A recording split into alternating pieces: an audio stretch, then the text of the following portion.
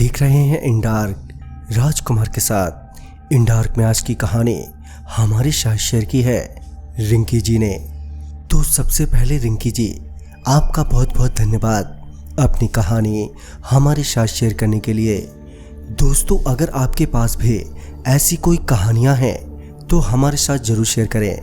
हमारे Instagram ID पर, Instagram ID है पंडित धर्मवीर, जिसका लिंक नीचे डिस्क्रिप्शन बॉक्स में दिया गया है। तो चलिए बढ़ते हैं आज की कहानी की ओर। ये घटना है सन 2001 के, जो रिंकी के पापा के साथ घटी थी। कहानी कुछ ऐसी है कि उस समय रिंकी के पिताजी अपनी पर्सनल गाड़ी चलाते थे। वो सुबह होते ही स्कूल के कुछ बच्चों को स्कूल छोड़ देते और दोपहर को घर ले आते। उसके बाद वो देर रात तक यहाँ वहाँ की सवारी ढोने का काम कर लेते। ऐसे ही एक रोज जब वो रात के समय गाड़ी चला रहे थे तो उस वक्त रात के 11:30 बज रहे थे।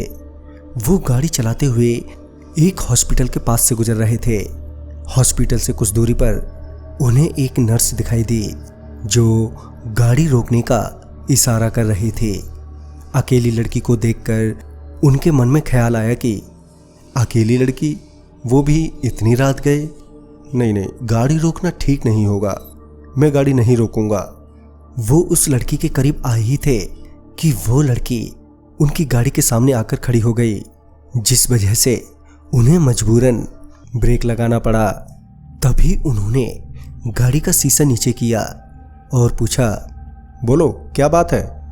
तभी उस लड़की ने बोला, वो भैया, मुझे आगे गांव में जाना है, काफ़ी देर से खड़ी थी पर कोई गाड़ी ही नहीं आई, प्लीज़ मुझे आगे तक छोड़ दो। तभी रिंकी के पिताजी ने हिचकिचाते हुए कहा, अच्छा ठीक है, बैठ जाइए, मैं लेट हो रहा हूँ। गाड़ी में बैठने से पहले उस लड़की ने रिंकी के पापा से उतरने के लिए कहा और बोला, भैया वो मेरा सामान भी है ना। इतना कहते ही उन्होंने गाड़ी का दरवाज़ा खोला और वो उतरने लगे। उन्होंने अपना पहला कदम नीचे रखा ही था कि उनकी नज़र सीधे उस लड़की के पैरों पर गई, जिसे देखकर उनके होश उड़ गए और वो झट से दरवाज़ा बंद करके गाड़ी को भगाने लगे। गाड़ी चलाते वक्त जब उन्होंने साइड ग्लास में देखा तो वो लड़की तेजी से भागते हुए गाड़ी के पीछे आ रही थी, और तो और उसका चेहरा भी उस शीशे में अलग ही दिख रहा था। ये सब देखते ही अब तो उनके रोंगटे खड़े हो गए और वो जल्दी से गाड़ी भगाने लगे। कुछ दूर पहुंचने के बाद उन्हें एक बाबा दिखाई दिया। वो तुरंत ही गाड़ी रोककर उस बाबा के पास पहुंच गए। वो हाथ जोड़कर विनती करने लगे और रोने लगे, मगर अब जो उनके सामने था उसे देखकर तो उनकी हालत ही खराब हो गई।